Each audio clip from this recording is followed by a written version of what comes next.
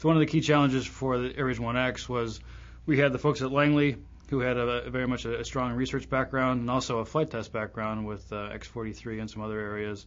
We had the space flight centers, Marshall Space Flight Center, JSC, KSC, who were used to doing shuttle and station and those kind of areas. We also had Glenn Research Center, and that does a lot of areas in power and also research.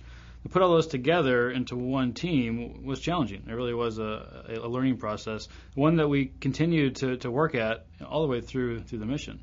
And that was probably one of the hardest things, was to take all these different people and all these different cultures, to use that word, together and make sure we end up on the same page. When you're bringing a team that comes together from multiple centers and multiple organizations, you've got to start off with building relationships.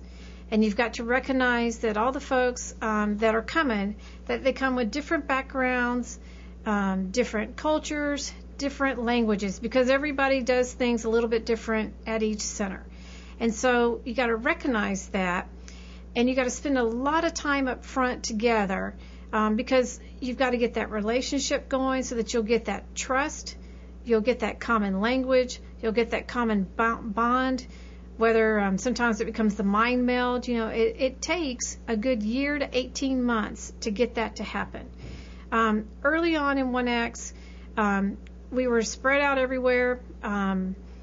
We were doing quite a bit of traveling between each other, as the centers and all were starting to come on. But it was trying to get the team defined, what this mission was going to be about, getting that defined. We spent time doing that, focusing on that more so than kind of focusing on the relationships between us. Actually, building the hardware for the flight test gave great benefit, everything from training the engineers, many of whom at Langley had never had any experience in building hardware and flight testing, to once we came down to Kennedy and started integrating the hardware, working with all of these excellent people from other centers and learning their approaches and techniques. I think all of those together helped us get a better test program. There was some culture shock once we arrived at Kennedy. It had been anticipated, and they had actually even held Kennedy 101 classes to try to educate other centers on what to expect. But I don't know if we appreciated how different the operations were there, and they appreciated how different they were from our centers we were at. So it was a little more trying than it could have been, and I think engaging in that effort earlier and using some of these people who are experienced at it from Ares 1X to be able to get that message across to others at their center would be helpful. The KSC 101 class, it was a mandatory class for all personnel who are working at Kennedy. I believe they learned in their approach how to teach it better to us, and as we were there longer, we understood what it was they were trying to teach us. So again, next time around, I'm sure we can handle it much more smoothly. And we have a bunch of examples that we could give, relative to that. The key one was just our language and how we would say integrated testing, a simple phrase, which most people know what it means. Well, everyone knows what it means to them. We would have these arguments, these intense discussions about what does that really mean? Who's responsible for integrated testing? Is it the integration role of SC&I? Is it the KSC guys who put the vehicle together and, quote, integrate the vehicle? That roles and responsibilities really became hard when we realized that we were talking past each other, and not just at a meeting. For years, we'd be nodding our head understanding what we're talking about, and then a month later realize that we're not really communicating. So I would say do not underestimate the lingo that we use within the agency and how confident we know what that means, because we don't when we talk cross-agency or cross-centers within the agency.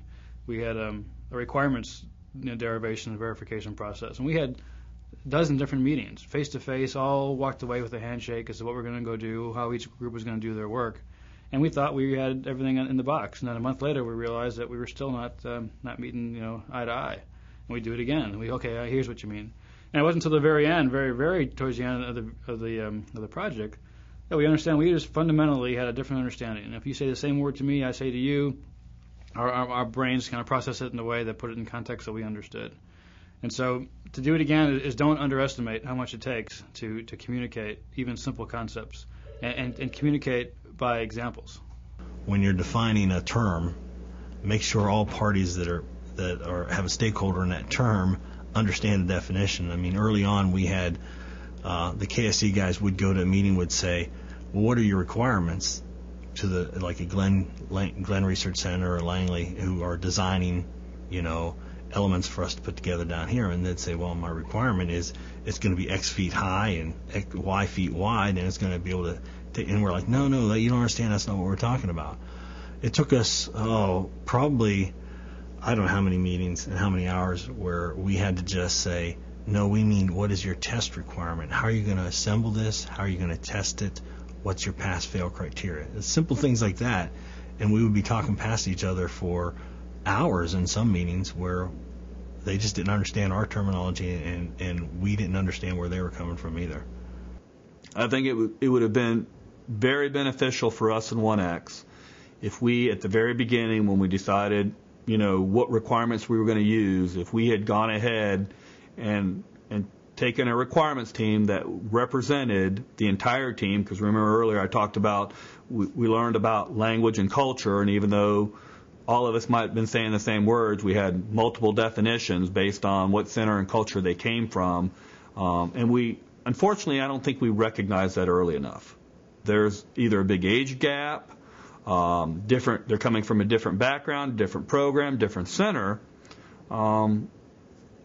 I would advise or recommend that at the end says, okay, do you all understand when I say this is what it means to me? And you'd be very surprised also to go, well, no. And right then and there, before all of you all go out and leave and go in different directions, you can solve 95% plus of what's going to later on be miscommunication and arguments and just redone work. If we were to do this over again, or we were to try and give knowledge to another team doing it, what I would suggest is that we speak in examples. So we talk about not terms and definitions and acronyms, but actually go down 2 or 3 or 4 levels deeper than you think you need to at day one of the project. Example would be in the requirements verification part of it. We write a requirement, you need to do the following, and verify it by you provide me these things. Everyone seems to nod their head and understand that. Well, have those folks go through and bring you an example back of what you think that you just told them to go do. With as many numbers or context as you can, and say, this is what I think you said, and bring you this. And I think you could talk about specific examples, again, 2 or 3 layers deeper than you typically would at a phase A or pre-phase A. But just talk through, here's the product I'm going to give you 3 years from now. This will look just like this, we'll fill in the numbers here. I think that would be very enlightening when people realize, well, that's not what I want. But only by going through 2 or 3 really deep dive type of examples where you flush out those lingo differences that you have and those cultural differences that you have within the center that you'll discover 2 years later, but by then you're just scrambling to try and get things done.